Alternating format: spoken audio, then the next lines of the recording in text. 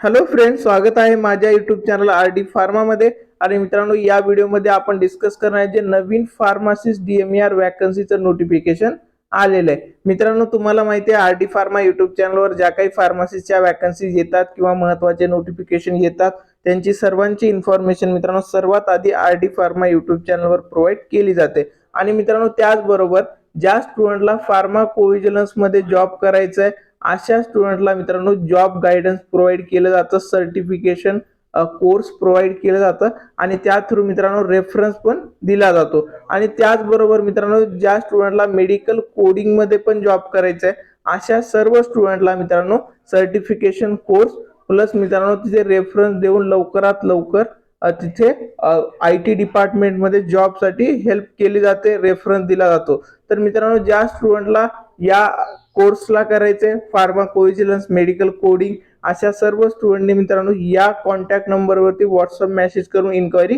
करू शकता.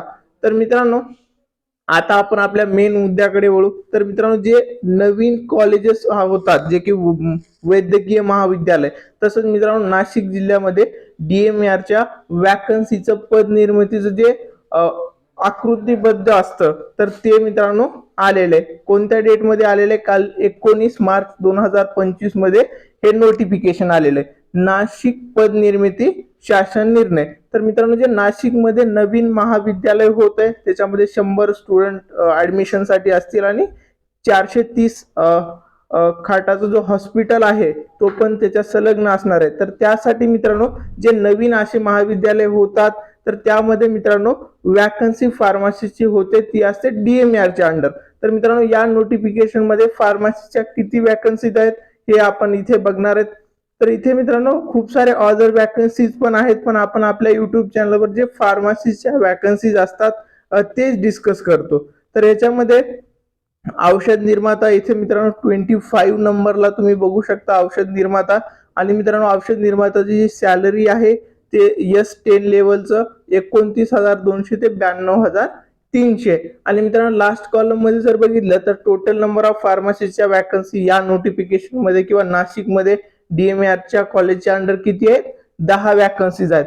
तर मित्रांनो, महाराष्ट्रामध्ये खूप सारे असे नवीन कॉलेजेस आहेत ज्याच्यामध्ये मित्रांनो DMERची एक चांगली भरती लवकरात लवकर येऊ शकते. तर मित्रांनो, जे स्टुडंट DMER फार्मसीची तयारी करतायत तर त्या स्टुडंटला मित्रांनो या नोटिफिकेशन मुळे बूस्टर भेटणार आहे. म्हणजे ज्या स्टुडंटची तयारी मित्रांनो ऑलरेडी चालू आहे अशा स्टुडंटने मित्रांनो आता डबल फोर्सने तयारी करायची, म्हणजे लवकरात लवकर हा जो वॅकन्सी नोटिफिकेशन आहे तुम्हाला तिथे बघायला भेटणार आहे. तर तुम्ही जर तयारी चांगली करत असताल तर मित्रांनो या वॅकन्सी मध्ये तुमचा 100% रिझल्ट आला पाहिजे, तुमचं सिलेक्शन झालं पाहिजे.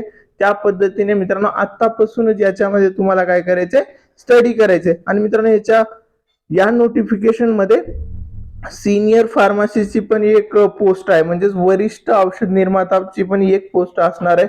इथे तुम्ही बघू शकता प्रथम श्रेणीमध्ये एक पोस्ट असणार आहे. म्हणजे या नोटिफिकेशन मध्ये नाशिकच्याच कॉलेजमध्ये फार्मसीच्या टोटल 11 वॅकन्सीज आहेत. आणि असे मित्रांनो महाराष्ट्रामध्ये भरपूर नवीन महाविद्यालय हॉस्पिटल ओपन झालेले आहेत, तर ह्यांच्यामध्ये पण खूप साऱ्या फार्मसीच्या वॅकन्सी येऊ शकतात. तर मित्रांनो, या व्हिडिओचा मेन उद्देश जे आहे ना, ही वॅकन्सी लवकरात लवकर येईल. त्यासाठी मित्रांनो तुम्ही अभ्यास करत असताल तर स्टॉप नका करू, कंटिन्यू करा.